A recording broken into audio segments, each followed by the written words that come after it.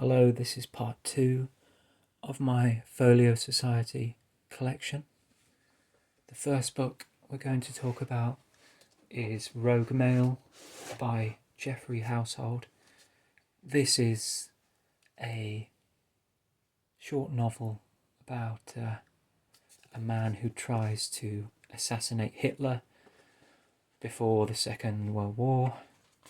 He fails in his attempt and then has to escape from Germany, get back to England, and even when he's back in England he's not safe. He has to go into hiding. Enjoyable short book. Just showing you some of the illustrations here.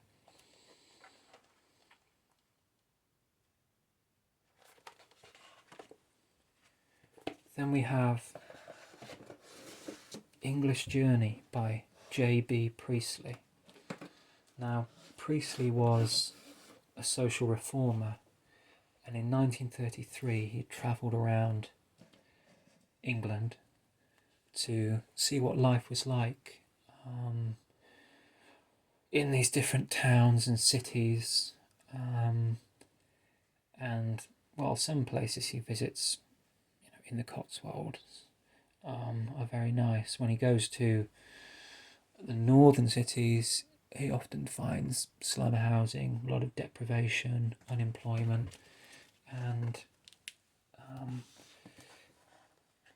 the book is full of black and white photographs of what England was like in the interwar period. And Priestley has been credited with drawing attention to some of the social problems that existed in that time. But you're also getting, as the reader, you're getting a description of a very different England to the modern one. Then we have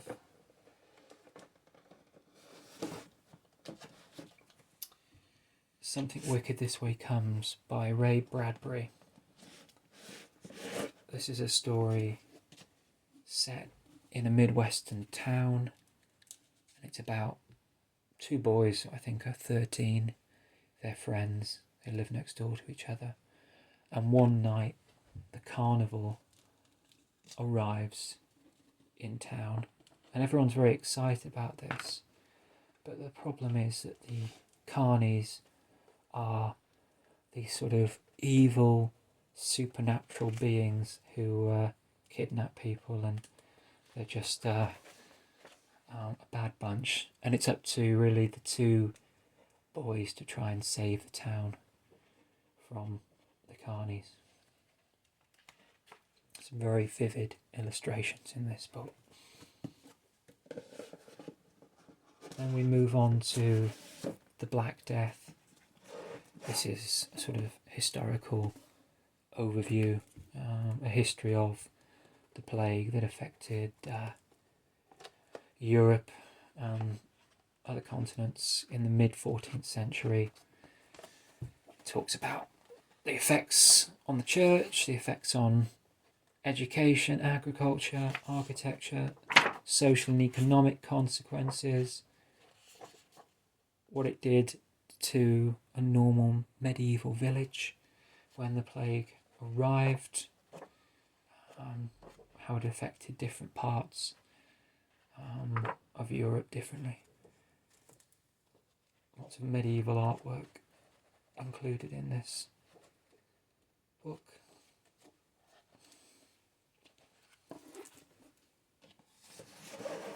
Then we have the Berlin Diaries of Marie Vassiltchikov, if I've said that correctly.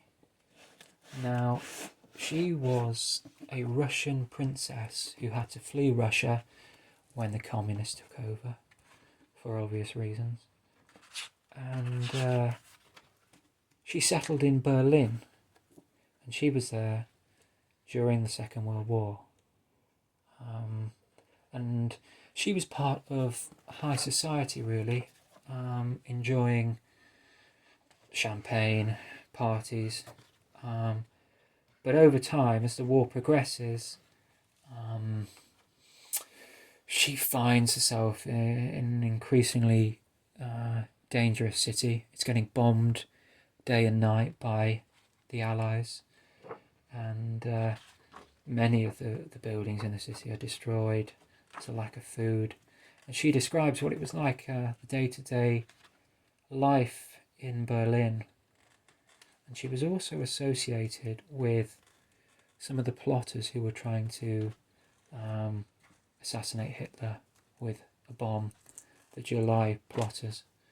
So it's interesting to get her perspective as a sort of outsider in Berlin. You know, she wasn't a Nazi or anything, but she finds herself in the city when it's going through this incredibly difficult period.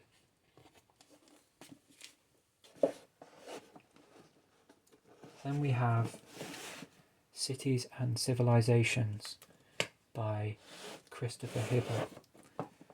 This is a collection of portraits of different cities in different time periods. It starts with the ancient world, with Rome and Athens, Constantinople, and then it moves on in time.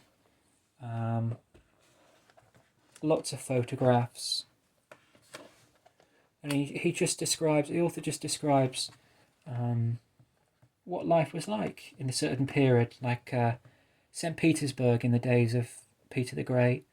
He was the one who founded the city on a swamp, basically. It seemed like an impossible project, but he managed to build this city. Here's Venice. Then New Orleans, once a very important port city in America. Tokyo, Berlin, Moscow, and Sydney is included, New York is included. There's also a section about London, when it was destroyed by the Great Fire of London in 1666. It's Amsterdam there, and how the city rebuilt itself. So just sort of short portraits of most important cities and civilizations, really. Then we have Met By Moonlight. This is a non-fiction book about written by a British officer in the Second World War called William Stanley Moss, and he was part of a group that kidnaps a German general off from the island of Crete. And he just describes how they went about this kidnapping and how they got the general off the island. Exciting book. It's just a great sort of story that arriving on the island in the dead of night by ship and finding a way to kidnap the general on the island.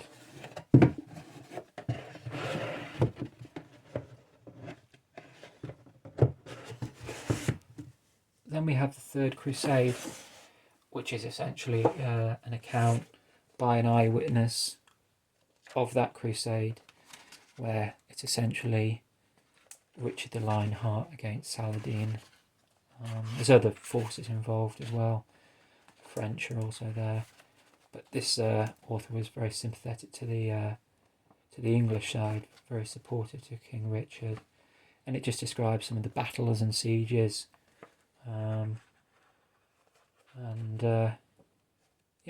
I didn't know much about the Third Crusade, so it did give me some more context and information. Finally, we have the Spies Bedside book by Graham and Hugh Green. this is